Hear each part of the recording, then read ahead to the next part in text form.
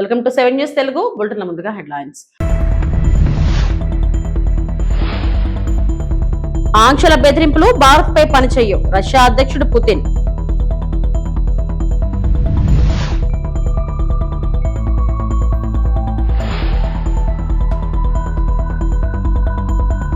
గోదావరి పుష్కరాల కోసం మునికొడాలి అభివృద్ధిపై పవన్ ఫోకస్.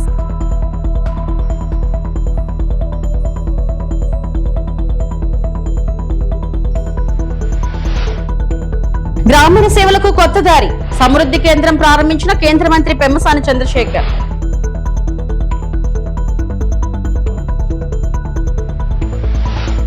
భారత్ ఎల్లప్పుడూ సార్వభౌమ దేశంగా తన జాతీయ ప్రయోజనాల ఆధారంగానే నిర్ణయాలు తీసుకుంటుందని రష్యా అధ్యక్షుడు వ్లాదిమిర్ పుతిన్ పేర్కొన్నారు. రష్యాలోని సెయింట్ పీటర్స్బర్గ్ లో జరిగిన కార్యక్రమంలో మాట్లాడిన ఆయన ప్రధానమంత్రి నరేంద్ర మోడీ నాయకత్వంలో భారత్ స్వతంత్ర విదేశాంగ విధానాన్ని అనుసరిస్తుందని అన్నారు.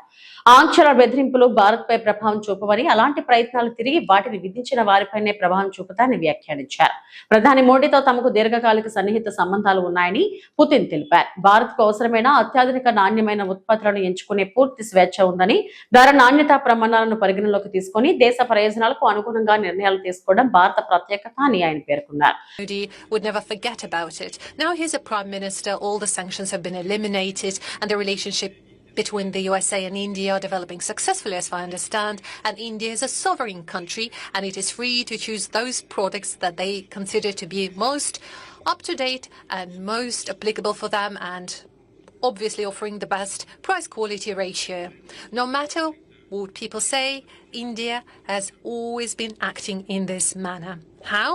Well, India is always guided by its national interests. Of course, that is a very sensitive area, the defense area. But one thing is particularly important. It is crucially important. And the thing is that our cooperation with India, just like with all other partners of ours, is not subject to political environment. We can't be dictated. Do not deliver that to India. Nobody can dictate us, and nobody would even try to do that. We are always going to do what we consider to be right, and we will always stand true to commitments given to our partners, especially such partners as India. And in this spirit, Kolkata మెట్రోలో కేంద్ర railway సమాచార సాంకేతిక శాఖ మంత్రి అశ్విని వైష్ణవ్ ప్రయాణించారు. ఈ సందర్భంగా కోల్కతా నగర రవాణా వ్యవస్థ అభివృద్ధిపై కీలక ప్రకటన చేశారు. రాబోయే 4 నుంచి 5 సంవత్సరాల్లో కోల్కతా మెట్రో కోసం సుమారు 60 నూతన తరం రైళ్లను ప్రవేశపెట్టనున్నట్లు ఆయన వెల్లడించారు. ఈ కొత్త రైళ్లతో కోల్కతా మెట్రో పూర్తిగా ఆధునిక సాంకేతికతతో కూడిన నూతన దశలోకి అడుగు పెడుతుందని తెలిపారు. నగరంలో రవాణా సౌకర్యాలను మెరుగుపరిచేందుకు కేంద్ర ప్రభుత్వం పలు కీలక ప్రాజెక్టులను చేపట్టిందని పేర్కొన్న అశ్విని వైష్ణవ్, ఆ ప్రాజెక్టులు పూర్తవుతున్న కొద్దీ కోల్కతా నగరంలో ప్రజల ప్రయాణ సౌలభ్యం మరింత పెరుగుతుందని చెప్పారు. మెట్రో విస్తరణ, ఆధునీకరణ ద్వారా నగర ట్రాఫిక్ సమస్యలను తగ్గించి వేగవంతమైన ప్రజా రవాణాను అందించడమే లక్ష్యమని ఆయన వివరించారు. पश्चिम बंगाल में करीब 1 लाख करोड़ से ज़्यादा के प्रोजेक्ट्स रेलवे के हैं. अबाउट 1,02,000 करोड़ रुपीस के प्रोजेक्ट्स हैं, जिस पे काफ़ी लंबे टाइम से प्रयास चल रहा था to get those projects implemented. And because the previous government, TMC government, was not supporting the railway projects. आपने तो देखा जैसे कोलकाता मेट्रो में भी Chingri Ghata, one place where TMC went all the way to the Supreme Court. पहले high court में high court ने जब ऑर्डर दिया कि चिंगड़ी घाटा में करना चाहिए, आगे काम बढ़ाना चाहिए, then TMC government went all the way to Supreme Court. Supreme Court ने भी ऑब्वियसली कहा कि काम होना चाहिए. इस तरह का उनका एटीट्यूड था पूरे प्रदेश में, पूरे स्टेट में. Attitude was not to allow any development works. तो मैंने माननीय मुख्यमंत्री जी से रिक्वेस्ट किया है कि हमारे जितने भी रेलवे के पूरे प्रदेश में प्रोजेक्ट्स हैं, उन प्रोजेक्ट्स का एक बार मिल के सब रिव्यू करें. तो आज उन प्रोजेक्ट्स को कैसे एक्सपीडाइट करना है, कैसे आगे बढ़ाना है जल्दी से जल्दी, और किस तरह से लोगों की जो जन सुविधाएँ हैं उन सुविधाओं को बढ़ाने का वो रिव्यू करने के लिए यहाँ पे मैं आया हूँ. माननीय मुख्यमंत्री जी से जल्दी मिलूँगा, मिलके उनके साथ बैठ के आज ये सारा रिव्यू. कोलकाता मेट्रो के इम्प्रूवमेंट के लिए करीब 60 नए जनरेशन की trains, 60 new generation trains we are planning. In coming 4 to 5 years, these trains will be inducted and Kolkata Metro will get a totally new generation of trains. As the work gets completed on Chingri Ghata area, other sections, Andhra Pradesh విద్యా IT electronics శాఖ మంత్రి నారా లోకేష్ ప్రస్తుతం Russia పర్యటనలో భాగంగా మాస్కోలోని ప్రముఖ విద్యా సంస్థ school 21ను సందర్శించారు. సాంప్రదాయ విద్యా విధానానికి భిన్నంగా విద్యార్థులే కేంద్ర బిందువుగా నడిచే వినూత్న విద్యా నమూనాను ఆయన పరిశీలించారు. సాఫ్ట్వేర్ డెవలప్మెంట్, ప్రోగ్రామింగ్ రంగాల్లో ఉచితంగా శిక్షణ అందిస్తున్న ఈ సంస్థ పనితీరును అధ్యయనం చేసిన మంత్రి లోకేష్ భవిష్యత్ విద్యా విధానాలపై అక్కడి నిర్వాహకులతో చర్చలు జరిపారు. రష్యాలోని స్పేర్ బ్యాంక్ ఆధ్వర్యంలో నడుస్తున్న ఈ సంస్థ ప్రపంచ ప్రఖ్యాత ఇంటర్నేషనల్ 42 నెట్వర్క్ లో సభ్యత్వం కలిగి ఉండటం విశేషం. విద్యార్థుల నైపుణ్యాల అభివృద్ధికి ప్రాధాన్యం ఇస్తున్న ఈ ఆధునిక విద్యా విధానం పట్ల మంత్రి ఆసక్తి వ్యక్తం చేశారు.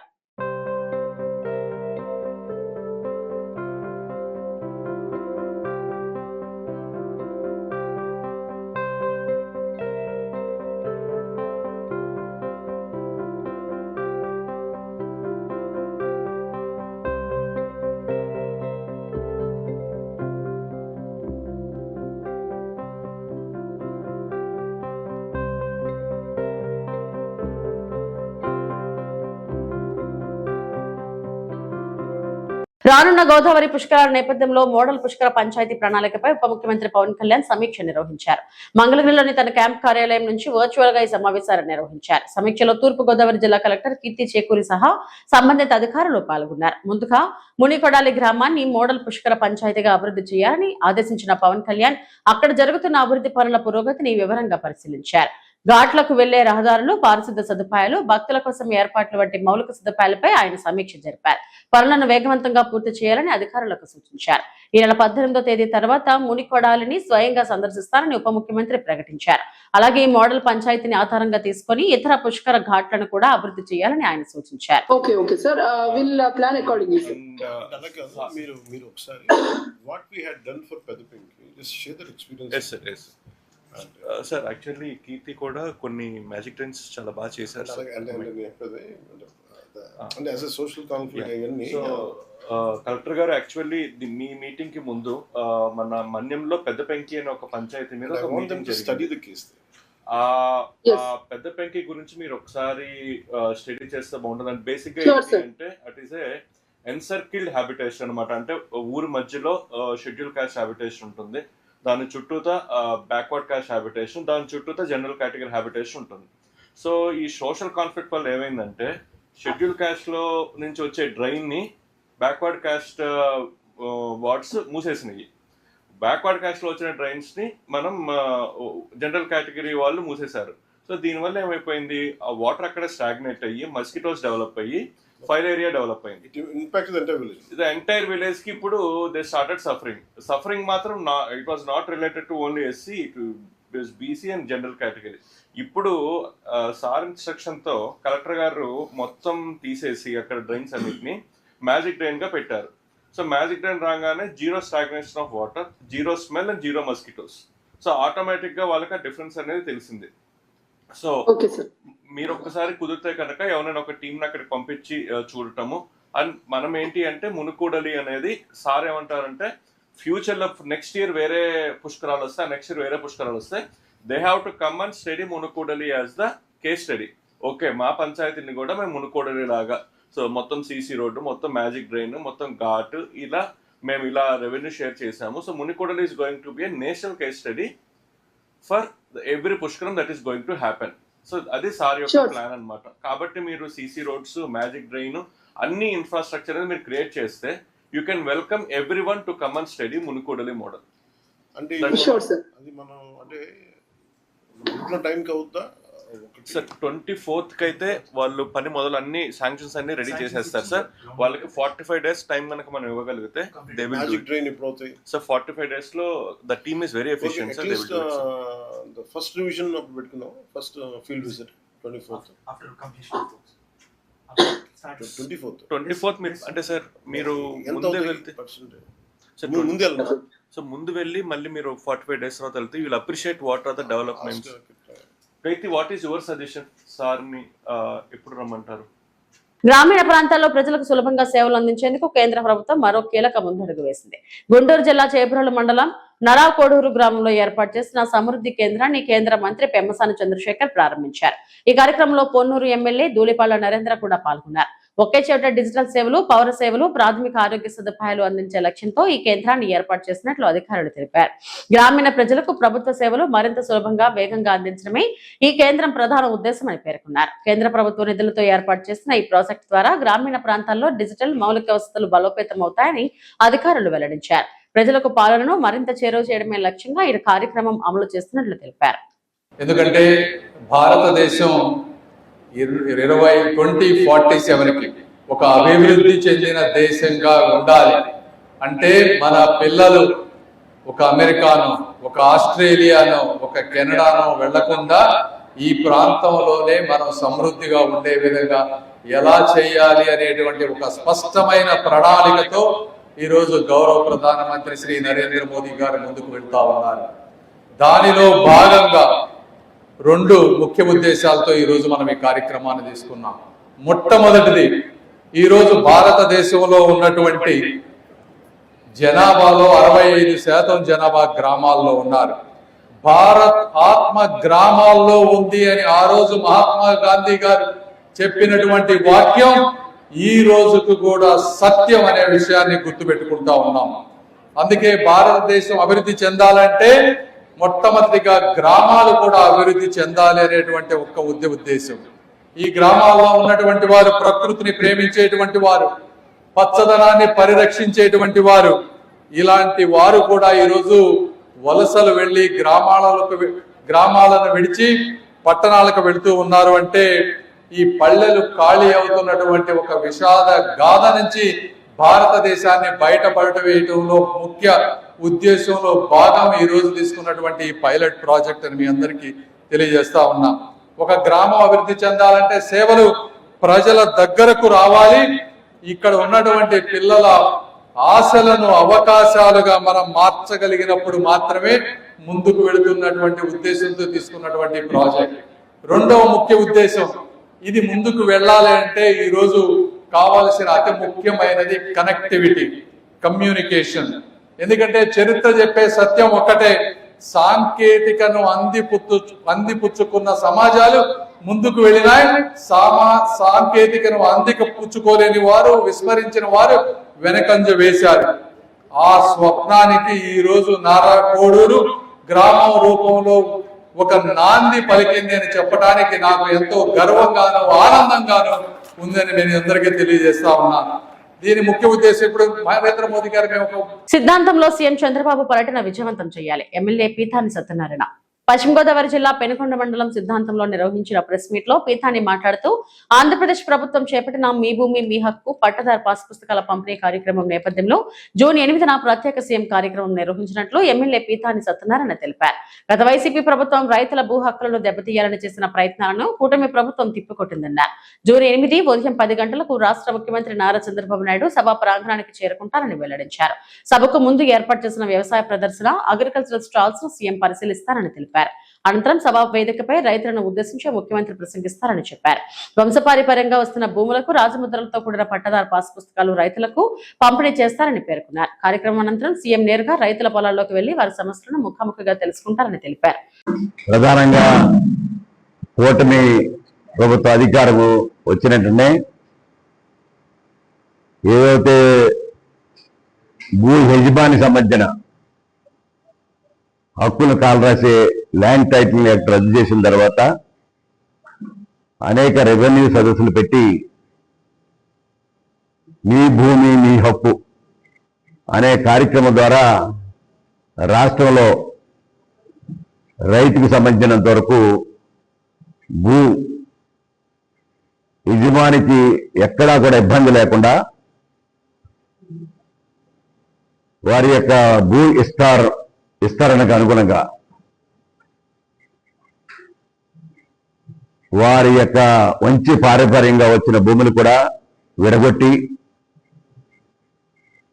వారి కుటుంబంలో వారు ఇచ్చిన డీటెయిల్ అనుగుణంగా లిటిగేషన్ లేని అన్నీ కూడా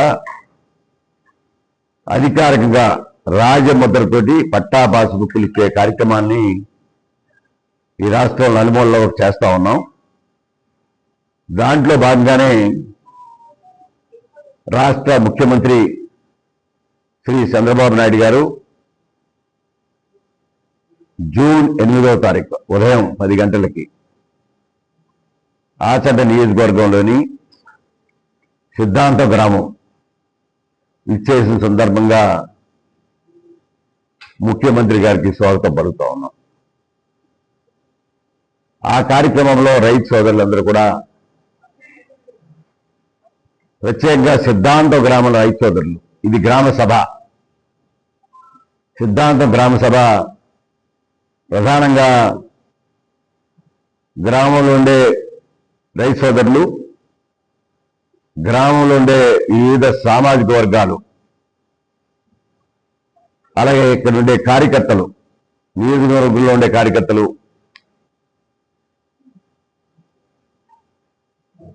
ప్రత్యేకమైన సమావేశాన్ని 10 గంటలకు వచ్చి స్టాల్స్ చూడడం కానీ, అగ్రికల్చర్ స్టాల్స్, ఇతర రైతులకు సంబంధించిన రెవెన్యూ స్టాల్స్ అన్ని చూసిన తర్వాత కార్యక్రమాన్ని మొదలు పెడతారు. 1:30 లోపు ఏదైతే పట్టాదారు పాస్ పుస్తకాలకు సంబంధించిన మీ భూమి మీ యొక్క కార్యక్రమం పూర్తవుతుంది. నర్సీపట్నం 23వ వార్డులోని పాత బస్టాండ్ వద్ద స్వర్గీయ ఎన్టీఆర్ విగ్రహాన్ని రాష్ట్ర శాసనసభ స్పీకర్ చింతకల అయ్యన్న పాత్రుడు, ఆయన సతీమణి పద్మావతి ఆవిష్కరించారు. ఈ సందర్భంగా అయ్యన్న పాత్రుడు మాట్లాడుతూ, రాజకీయాల్లో తనకు అవకాశం ఇచ్చిన మహానేత ఎన్టీఆర్ అని గుర్తు చేసుకున్నారు. మహిళలకు సమాన హక్కులు, రిజర్వేషన్లు, పేదలకు ₹2 బియ్యం వంటి సంక్షేమ పథకాలతో ఎన్టీఆర్ ప్రజల హృదయాల్లో చిరస్థాయిగా నిలిచారని అన్నారు. నర్సీపట్నం అభివృద్ధికి తాను కట్టుబడి ఉన్నారని స్పీకర్ స్పష్టం చేశారు. గత 2 ఏళ్లలో మున్సిపాలిటీ పరిధిలో 319 అభివృద్ధి పనులకు 242.66 లక్షల నిధులు తీసుకొచ్చినట్టు తెలిపారు. త్రాగునీటి సమస్య పరిష్కారానికి 185 కోట్ల రూపాయల ప్రాజెక్టు చేపట్టామని, ఆసుపత్రి అభివృద్ధికి 2,63 లక్షలు ఖర్చు చేసినట్లు వెల్లడించారు. అలాగే మున్సిపాలిటీలో వార్డుల సంఖ్యను 28 నుంచి 40కు పెంచనున్నట్లు తెలిపారు. 23వ వార్డు అభివృద్ధికి 90 లక్షల రూపాయలు మంజూరు చేసినట్లు ప్రకటించారు. కార్యక్రమంలో టీడీపీ నాయకులు, కార్యకర్తలు, మహిళలు, స్థానిక ప్రజలు పెద్ద సంఖ్యలో పాల్గొన్నారు. ముందుగా మీ అందరికీ నమస్కారం తెలియజేస్తూ, మరి ఈవేళ ఎన్టీ రామారావు గారు విగ్రహం ఓపెన్ చేయడం అంటే అది అదృష్టంగానే మేము భావిస్తాం. నేనైతే మరీ భావిస్తాను. ఎందుకంటే నాకు ఈ రోజు ఎలా ఉన్నానంటే కారణం, రాష్ట్రంలో ఉన్నత పదవులు ఉన్నానంటే కారణం ఎన్టీ రామారావు గారే. మీకు ఇప్పుడు పూర్వం తెలియదు కానీ పెద్దలందరూ తెలుసు. ఆ రోజు నాకు 25 సంవత్సరాల వయసు. అప్పుడు ఇక్కడ నాకు పెళ్లి కూడా జరగలేదు. ఇప్పుడు ఎన్టీ రామారావు గారు నాకు రమ్మని పరుగుపడి హైదరాబాద్ వెళ్ళాను.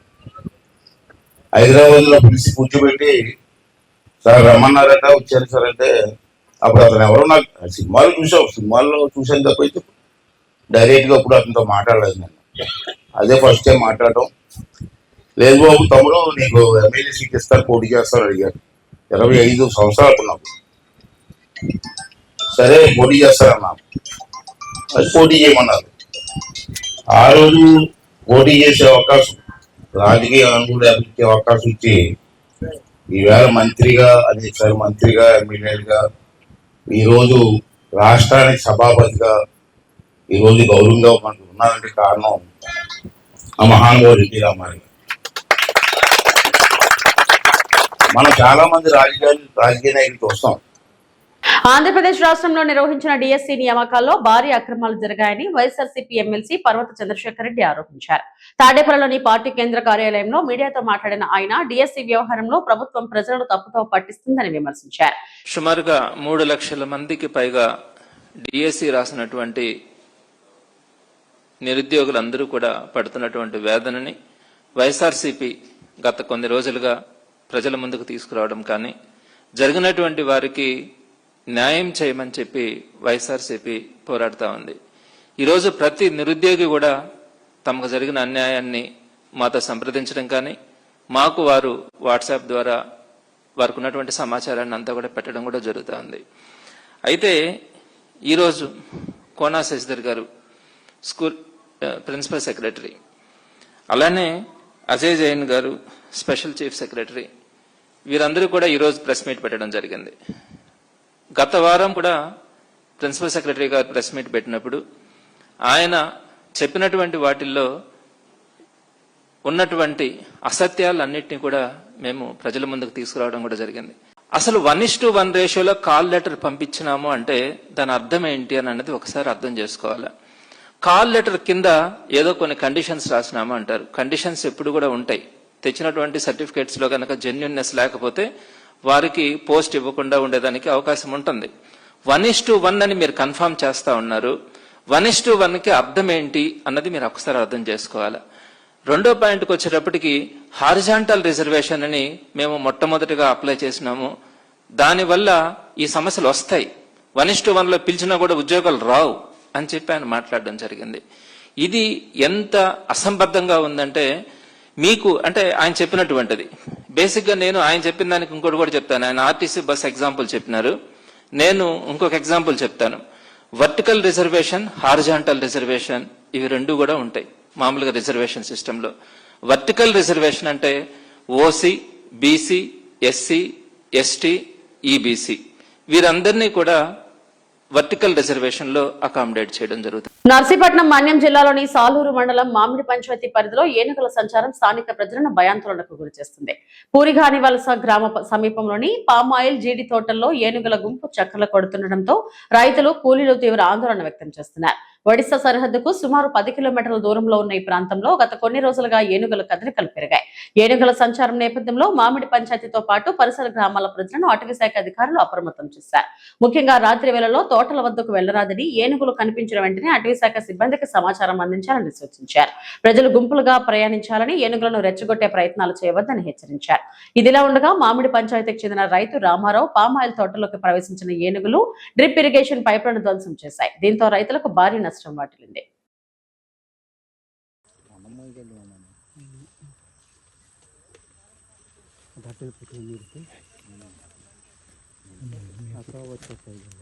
మళ్ళీ అంతరం అక్కడ ఇంక అంతరం అంటారా వస్తుంది పైకి అటు ఎక్కి పర్లేదు. ఇక్కడ చూడు మడ్డు గుడిపోయి పొద్దున్న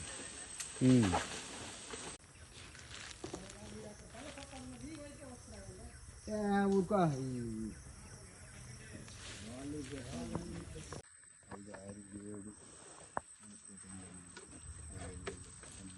అమ్మాయిన తెల్లండి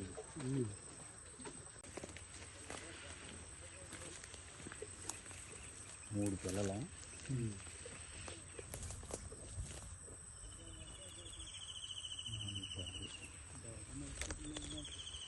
దాని పాలు చూడు ఎన్ని చేతులు ఉన్నాయో.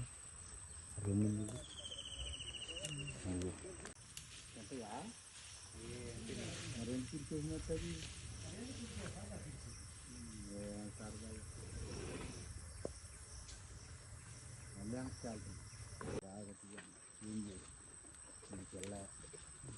పక్కన పిల్ల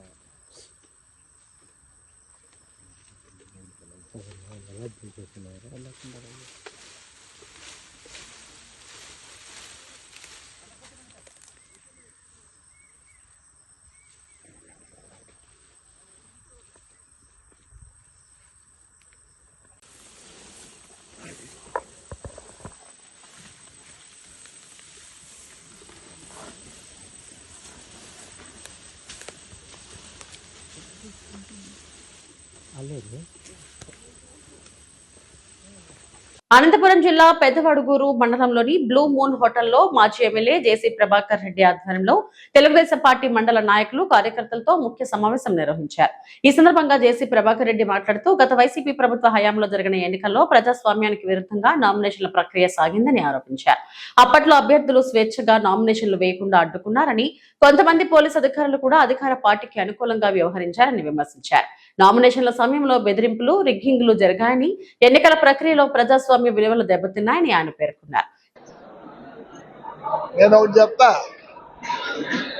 పోయినసారి పంచాయతీ ఎలక్షన్లు సక్రమైన పద్ధతిలో జరగాల, యునానిమస్ అయినాయి.